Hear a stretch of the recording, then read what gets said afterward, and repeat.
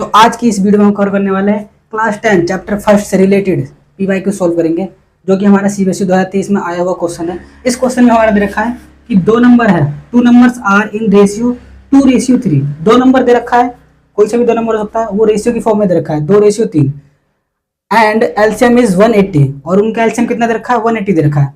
तो हमें क्या फाइंड करना है, what is the HCF of this number. तो इस नंबर का हमारा एचसीएफ क्या होगा। तो हमने पहले दे रखा है कि दो नंबर दे रखा होगा, एक को हम ए मान लेते हैं, एक को बी मान लेते हैं, सही है। उन दोनों का रेशियो क्या दे रखा है 2:3। यहाँ लिख देंगे A ratio B equal to हमारा कितना आ जाएगा 2:3, सही है। और आगे देखा हमारा एलसीएम इज 180, ठीक है। एलसीएम हमारा कितना देखा 180, एलसीएम इक्वल्स टू 180, ठीक है। अब इसको सोल्व कर लेते हैं। रेशियो का मतलब क्या होता है, अपॉन में लिखते हैं हम, ए अपॉन बी लिख सकते हैं, सही है। सेम इसको लिख सकते हैं 2/3, ठीक है।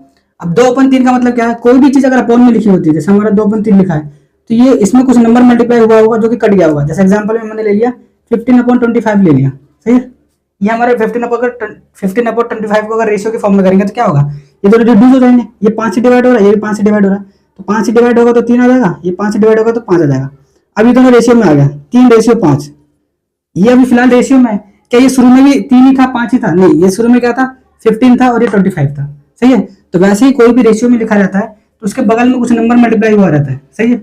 उस नंबर को हम क्या मान लेंगे, एक्स मान लेंगे। क्या मान लेंगे कि एक्स इसके साथ मल्टीप्लाई हुआ होगा जो कि बाद में रिड्यूस हो गया होगा। तो हमने क्या मान लिया यहाँ पर एक्स मान लिया, ये भी हमारा क्या मान लिया एक्स मान लिया, ठीक है। अब आगे सोल्व कर लेते हैं। आगे हमारा इसका एलसीएम निकाल लेते हैं। चलो अब एलसीएम कैसे निकलेगा, एलसीएम बराबर लिखेंगे। एलसीएम निकालने के लिए क्या करेंगे, पहले इन दोनों का प्राइम फैक्टर निकालना पड़ेगा। तो ए और बी का प्राइम फैक्टर निकाल लेते हैं। ए लिखा हमने, बी लिखा, प्राइम फैक्टर क्या आएगा, ए हमारा 2x हो गया, तो हमने क्या लिख देंगे 2 × x, सही है। जिसका हमारा प्राइम फैक्टर होगा। बी का प्राइम फैक्टर क्या होगा 3 × x, सही है।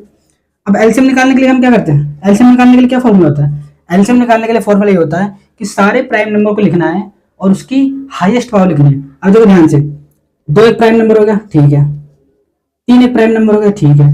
अभी दोनों x को हम प्राइम नंबर मान लेते हैं, तो दोनों x प्राइम नंबर हो गया, सही है, और उसकी हाईएस्ट पावर 1 होगी। तो हमने क्या ले लिया, सारे प्राइम नंबर ले लिया, उनकी हाईएस्ट पावर ले लिया, ठीक है। ये हमारा एलसीएम आ गया।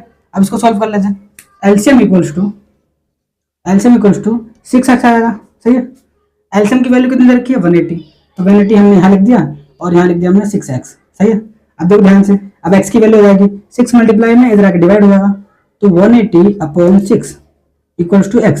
तो x की वैल्यू कितनी आ जाएगी हमारे पास, x की वैल्यू आ गई हमारे पास, इस दोनों कट जाएगा, 6 × 6 6 3 18, तो 30 आंसर आ गया।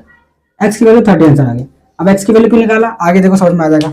आगे क्वेश्चन दे रखा है कि हमें एचसीएफ निकालना है, सही है। किसका एचसीएफ निकालेंगे, नंबर ए और बी का एचसीएफ निकालेंगे। तो साथ में निकाल लेते हैं। एचसीएफ का फॉर्मूला क्या होता है, एचसीएफ निकालने के लिए क्या करा जाता है, तो एचसीएफ निकालने के लिए क्या जाता है, जो भी कॉमन प्राइम नंबर होगा। अब ध्यान से देखो, हमने एक्स को प्राइम नंबर माना था, एक्स हमारा क्या होगा कॉमन होगा, ठीक है, कॉमन प्राइम नंबर।